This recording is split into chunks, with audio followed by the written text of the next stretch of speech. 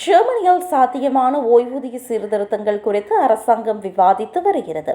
இதற்கமைய ஓய்வு பெறும் வயதை 67 70ஆக உயர்த்த திட்டமிடப்பட்டுள்ளதாக செய்திகள் வெளியாகியுள்ளன.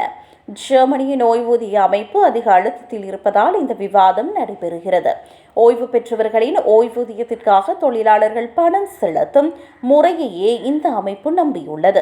எனினும் ஜெர்மனியின் தரவுகளின்படி மக்கள் நீண்ட காலம் வாழ்வதோடு குறைவான குழந்தைகளே பிறக்கின்றனர். இதனால் அதிக ஓய்வூதியதாரர்களை ஆதரிக்க குறைவான தொழிலாளர்களே நாட்டில் உள்ளனர்.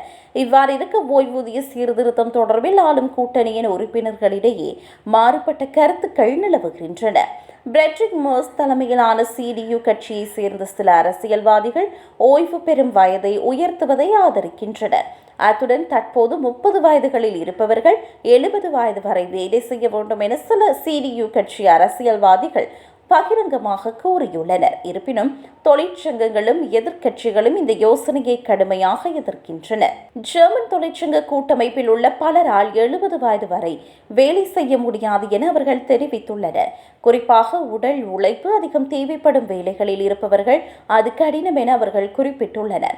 அத்துடன் ஓய்வு பெறும் வயதை உயர்த்துவது பல தொழிலாளர்களின் ஓய்வூதிய பலன்களை திறம்பட குறைக்கும் என விமர்சகர்கள் கூறுகின்றனர்.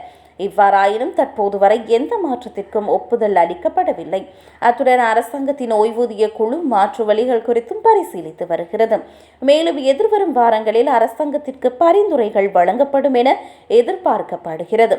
அதிகாரப்பூர்வ முடிவு எடுக்கப்படும் வரை ஜெர்மனியில் சட்டப்பூர்வ ஓய்வு வயது 67 ஆண்டுகளாகவே நீடிக்கும் என்பது குறிப்பிடத்தக்கது.